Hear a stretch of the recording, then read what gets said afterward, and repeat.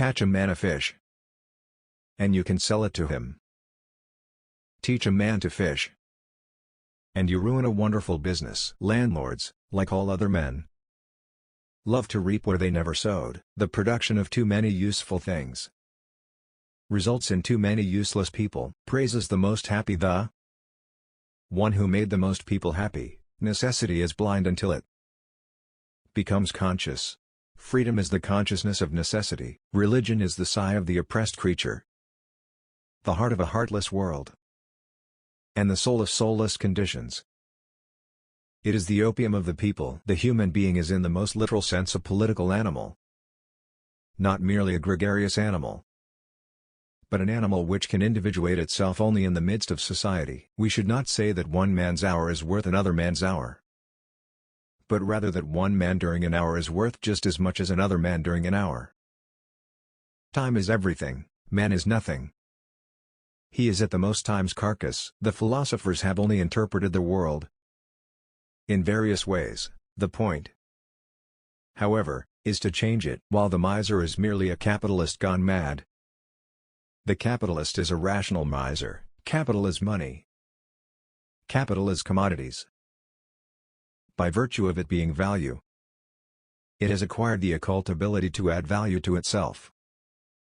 It brings forth living offspring, or, at the least, lays golden eggs. The only antidote to mental suffering is physical pain. The writer may very well serve a movement of history as its mouthpiece, but he cannot of course create it. The theory of the communists may be summed up in the single sentence: abolition of private property. Civil servants and priests, soldiers and ballet dancers, schoolmasters and police constables, Greek museums and Gothic steeples. Civil list and services list. The common seed within which all these fabulous beings slumber in embryo is taxation. The ideas of the ruling class are in every epoch the ruling ideas, i.e., the class which is the ruling material force of society is at the same time its ruling intellectual force. It is absolutely impossible to transcend the laws of nature. What can change in historically different circumstances is only the form in which these laws expose themselves. Surround yourself with people who make you happy. People who make you laugh, who help you when you're in need. People who genuinely care. They are the ones worth keeping in your life.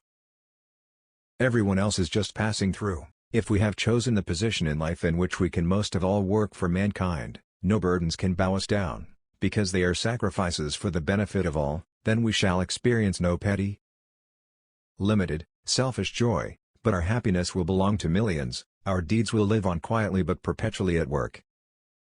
And over our ashes will be shed the hot tears of noble people. The oppressed are allowed once every few years to decide which particular representatives of the oppressing class are to represent and repress them. The less you eat, drink and read books, the less you go to the theater, the dance hall, the public house, the less you think, love, theorize, sing, paint, fence, etc., the more you save the greater becomes your treasure which neither moths nor dust will devour your capital.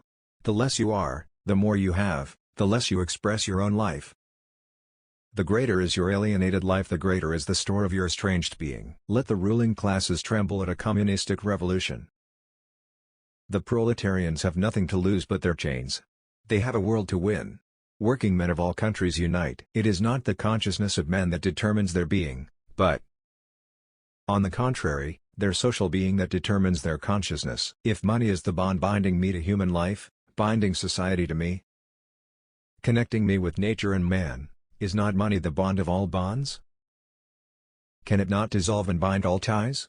Is it not, therefore, also the universal agent of separation? There is no royal road to science, and only those who do not dread the fatiguing climb of its steep paths have a chance of gaining its luminous summits. Under no pretext should arms and ammunition be surrendered. Any attempt to disarm the workers must be frustrated, by force if necessary.